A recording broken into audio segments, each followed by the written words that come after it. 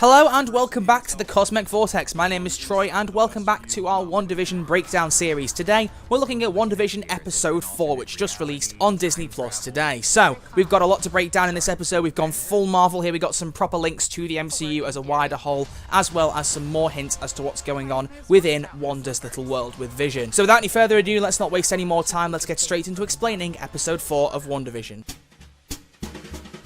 This time we start with a cold open. We don't get the Marvel Studios logo right after. We start off right in WandaVision episode 4 proper, with Monica coming back to life, being blipped back after the events of Endgame. I have to admit, the way they filmed it gave me very similar vibes to the start of Captain Marvel, where it just has an open shot on a bunch of dirt just lifting from the ground. But either way, she comes back to life in an empty hospital room and walks out, finding that everybody is coming back to life, everyone's being blipped back, and there's just chaos inside of this hospital. Eventually, she heads over to a doctor to find out where her mother is, Maria Rambeau, who she was originally in the hospital for, who was suffering from cancer but had been given the all clear and at the time of Infinity War was about to be discharged from the hospital. However, whilst Monica was gone, Maria did get cleared. She left the hospital and lived for another 2 years before the cancer came back and took her life, as this doctor confirms to Monica. A pretty dark opening to the episode, to be honest. They just killed off a character we've only seen in one other MCU film, and a character that was actually quite a cool part of Captain Marvel. I mean, of course, it's possible she might turn up in Captain Marvel 2, but in terms of just general chronology,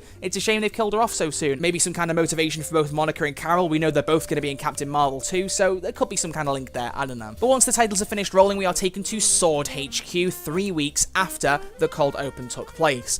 Monica is the first SWORD operative who was blipped back to return to work, where she meets the new acting director, Tyler Hayward, who is taking the place of her mother. There's a bit of small talk about SWORD having less astronauts in the field now because half of them were blipped back and half of the ones who survived don't have the guts to go back out with everything that happened, and they're talking about what SWORD is working on now, some nanotech, things like that, to defend themselves from other alien life forms. At which point, Monica slides in a nice little cheeky reference to Captain Marvel, saying that not all alien life is actually evil and that some can be friendly in the way that Talos and the other Skrulls were. After being taken into Tyler's office, Monica is then informed that she has been grounded and cannot do any missions for SWORD off of Earth's ground. But Monica is given an FBI's missing persons case in the town of Westview, which we all know is where the first 3 episodes of WandaVision have taken place. So Monica heads over to Westview, where she meets our favourite FBI agent from Ant-Man and the Wasp, Jimmy Woo. I do quite like his introduction that he made his FBI agent card appear out of his hand as a close-up magic trick. Nice little nod to Ant-Man and the Wasp there, where he asked Scott to show him how to do that trick. But he then explains to Monica what's going on with the missing persons case. So someone in witness protection who is never confirmed by name, we don't know who this person is,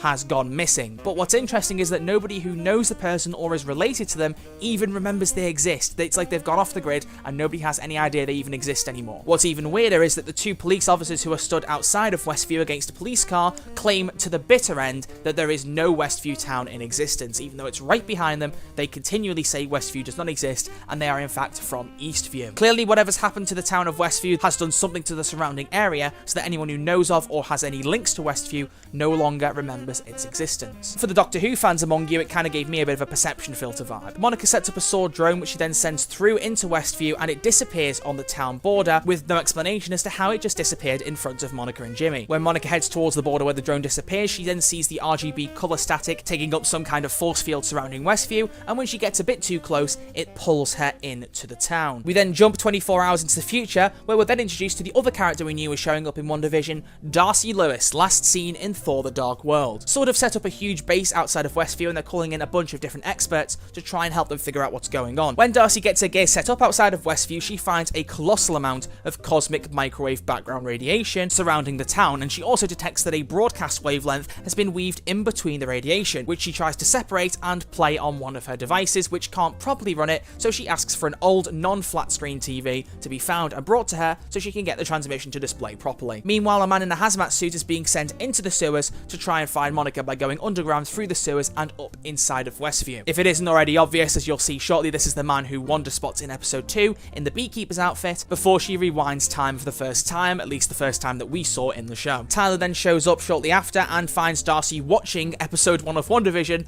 on an old-fashioned television. The episode is exactly the same as we all saw when it first released 2 weeks ago, with the laugh track with everything going on, and they immediately spot Scarlet Witch and Vision and question how they're in some kind of 50s sitcom, questioning about Vision being dead and how Wanda is just wandering around in a sitcom, not knowing what's going on. And after a short conversation, Tyler then walks away to look at something else, and we see the exact same shot that we saw closing episode 1 of WandaVision, wherein a hand finishes writing in a notebook and closes the notebook while the credits of episode 1 roll. And I hate to blow my own trumpet, but it seems I was bang on in predicting that that was indeed Darcy Lewis watching the episode, so I'm quite proud of myself for predicting that. But following on from this, Sword and the FBI and everyone else there begin to identify the real people who have been quote-unquote cast as the characters in this sitcom. So Mr. and Mrs. Hart from the first episode, Herb, Agnes, everyone who popped up as main or side characters in the first few episodes of WandaVision have been given their real names and have been put on some kind of board to say, okay, these are all real people, why are they playing these characters, how have they got there? I did quite like some of the questions on the whiteboard that Jimmy was writing on, one in particular questioning the hexagonal shapes, which I discussed last week if you haven't seen that video, but also putting the one question on the board that makes me very sad and makes me constantly question what's going on: is Vision alive? And I hope he is, but after what happens at the end of this episode,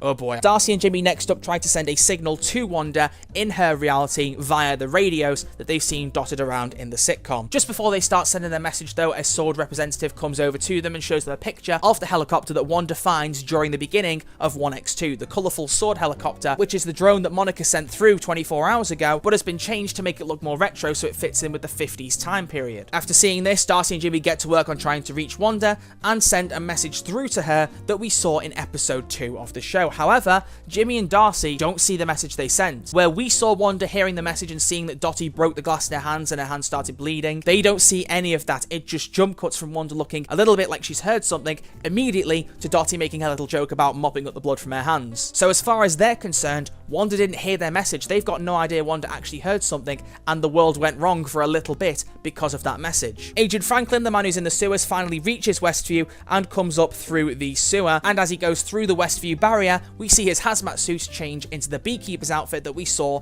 in that episode, and he pops out of the manhole, and there's a pretty cool colour change from full colour into black and white as he sees Wanda and Vision, just like we saw in 1x2, but we don't see what happens to him after Wanda does her rewind, which is something I'll touch on at the end of the episode when I start doing my theorising. But the fact that Agent Franklin's outfit is turned into a beekeeper's outfit and the Sword drone is changed into an actual helicopter suggests that whatever comes into this reality is changed visually to appear to fit in with the surroundings, so I thought that was quite interesting, and we might just see that play out in interesting ways going forward. Back at Sword HQ, they're now watching the 70s episode 1x3 that we saw last week, and they see the twins being born, at which point they see Monica saying to Wanda about Quicksilver's death at the hands of Ultron, the first reference to our reality. But as soon as Wanda begins to doubt Monica, it cuts to the credits. Again, we don't see on the TV the effects of things going wrong in their world, so they still don't know what's going on. They don't notice that Wanda is spotting things going wrong in the show and is correcting them as they go along. As far as they're concerned, there's some kind of strange jump cuts in the sitcom episodes. But what they don't see is actually shown to us, because we didn't see Wanda get rid of Monica in 1x3. Vision was having his conversation with Agnes and Herb, and when he came back into the house, she was already gone. However, for the first time in this show, we see Wanda's actual powers begin to show. The red light around her hands as she starts to move her hands again in the way she does in the real world, as she then builds up her power and shoves Monica through the house and out of it and straight out of Westview through the force field. After which she uses her powers to fix the walls, repair the child's bedroom that she threw her through, and walk over to the cot to be in the place where she was when Vision came through the door. The Sword agents head over to Monica and give her a quick analysis to see if she's okay after being shoved through the force field, after which Monica just quotes, "It's Wanda, it's all Wanda," confirming to Sword, as we thought, that no one is doing this to Wanda, it is under her control. Which is confirmed even further as we go back to Wanda and Vision for the final scene of this episode, wherein Vision asks where Monica has gone, as he did last week, but at this point I did look at Vision in the background and think, his head looks a little bit plain, I can't really see the details in his face, what's going on there? And as it turns out, his face really was plain, because Wanda turns around and Vision's face is the same as it was in Infinity War when Thanos ripped the Mind Stone from his head. I'm not going to lie and pretend that didn't upset me, because it really did. I was beginning to question something which I'll talk on in my theories in a minute, and I was beginning to think, oh, maybe Vision might actually get saved, but as soon as I saw that, I thought, oh no, he's dead. He's definitely dead. Anyway, back on course. When Wanda looks away and looks back at Vision, he looks just the way he does normally. The whole vision of him looking like he did in Infinity War, that's gone. Wanda doesn't see him like that anymore. But Vision walks over to Wanda and says that we don't have to stay here, we can go wherever we want. But Wanda replies saying, no, we can't. But don't worry, I have everything under control. Wanda takes Vision and the twins over to the couch to watch some TV, and the credits roll in the typical square screen format of the sitcoms we saw in the previous episodes. Woo! okay, so less to talk about in the actual events this time, but what I really liked about this episode before we get into the theories I've got is that it's gone full Marvel. As I said in the last episode, I was really enjoying the sitcom stuff, but I liked the whiffs it was giving of it connected to the real world and giving us some ideas as to what's actually going on, what is real, what isn't. And I'm so glad in this episode they spent a lot of time with Monica, with Jimmy, with Darcy to contextualize everything and show how Monica got to be in that world, how she got to end up facing off with Wanda, what happened to her afterwards, how the beekeeper turned up, how the helicopter turned up. It gave all these different bits of context and was full on Marvel. There was no laugh track, there was the typical little dashes of Marvel humour as per usual, but it was really well done. It felt like I was watching a film just for 30 minutes. But let's talk a little bit about the theories that I've got, and I've not got many this time. I've got a few less than I would have had, or at least I did have with episode 3. There's less to talk about. This one was more matter of fact, setting the context, not really giving us a great deal of hints as to what's happening, at least not till the very end. But first off, I'm just really happy I was right about Darcy being the one watching the screen. I think personally next up we're going to be going to the 80s, because I thought episodes 1 and 2 were both set in the 50s, and then episode 3 jumped to the 70s. As however Darcy and Jimmy confirm in this episode, it was episode 1 in the 50s, episode 2 in the 60s, episode 3 in the 70s. Which makes sense because the house's interior did change in every single episode, so it would make sense for 2 to be in the 60s to have that time jump so that the house interior could change, as it changed again then in episode 3. So I think then the next episode, now episode 5, will have some hint of the sitcom returning to normal in the 80s, but I don't think it'll be a full sitcom episode again. I think there'll be too much going on outside of Wanda's reality for us to go back into the sitcom thing and just be happy watching everyone laugh at Wanda and Vision's antics, because really, we've gone beyond that point now. We all know that. I want to know personally what happened to Agent Franklin, the beekeeper guy, because as we saw, Monica got sent out of Westview and she was fine, but we didn't actually see Wanda send the beekeeper out. He looked at Wanda, she rewound time, and that was it. We didn't see her send him out. We don't know where he is. Maybe that agent's still around, maybe he'll turn up later. I'm not entirely sure, but they didn't answer it. I think there might be a reason as to why they didn't answer it in this episode. Additionally, Sword now know for sure via Monica that Wanda is in full control of this reality, so I'm going to be really interested to see how their playstyle changes now as they go into this next episode. Is it going to be about pulling Wanda and Vision out of the reality, trying to stop it? They know no external force is causing it now. Do they just go straight for Wanda and bring her out? What's the game plan? I don't know, but I'm interested to see. And my final thing, and the one I want to talk about a little bit more, we now have evidence that people can come and go from Wanda's reality, and we know that everybody inside the reality, bar potentially Vision and the twins, we're not sure, are real people that have been put into this reality and given new aliases to be part of the sitcom. It's fair to assume that because the whole town of Westview has been forgotten by everyone else, that the people in the sitcom are the original Westview residents who've just been given new names to fit in with the sitcom. So I think everyone in there can be brought out of the reality the same way that Monica was into the real world. That also means that I think Billy and Tommy, the twins, can be brought out into the real world, but they kind of have to. As we know, and as I talked about last episode, they become Speed and Wiccan in the comics, and I do believe they'll be there in the MCU as well, because I kind of think that backdooring Young Avengers, you know, Speed and Wiccan, as well as Kate Bishop, are all members of the Young Avengers at some point in time, so it seems that that might be where they're going, but I don't quite know yet. And so if they can pull Billy and Tommy out, my question is, what happens if you try to pull Vision out of that reality? I did think that maybe if they pulled him out, they could have brought him back to life, but after Wanda saw him with the hole in his head, the way he was in Infinity War, I don't know how Vision is there now. I don't know whether he's clearly not a figment of Wanda's imagination because everyone else can see him, but I don't know whether she's reanimated his body and brought him into the world and made him look like he did before he was killed. I don't know what's going on. I'm really confused. I think it could be some kind of reanimation, but I just don't know. I really don't know. Because if Wanda could reanimate him, surely she could bring him back to life completely. He is an android after all. And as was set up in Infinity War, there is still a whole lot of Vision left without the Mind Stones, so I just want to see them bring him back. I don't want him to die. He's one of my faves. I don't want to see them kill Vision. Well, not again, anyway. But time will tell. We still have more than half of the series to go. We've got 5 more episodes to go across the next 5 weeks. We're just going to have to wait and see how it plays out, because they're all the theories I've got. I am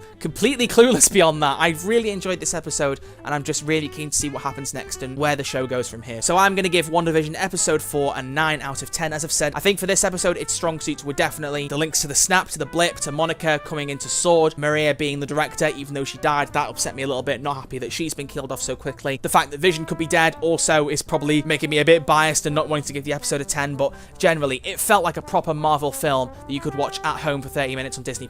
It was fantastically done. Really, really like that Jimmy and Darcy are back. I love Monica Rambeau. I think she's a fantastic character, and I'm very interested to see what happens next. But that brings then to my breakdown of WandaVision episode 4, so as always, thank you all so much for watching this video. If you have enjoyed it, make sure you give it a thumbs up to let me know you have, and if you are new around here, make sure to subscribe for weekly WandaVision episode breakdowns, and hopefully some other content soon. I keep keep saying I'm going to make some more stuff in between, and things keep getting the better of me in the real world. So I'll do my best for more stuff, but either way, expect a WandaVision episode 5 breakdown next week. But until then, thank you all so much for watching. I will see you all next week with that breakdown. Look after yourselves, stay safe, and take it easy.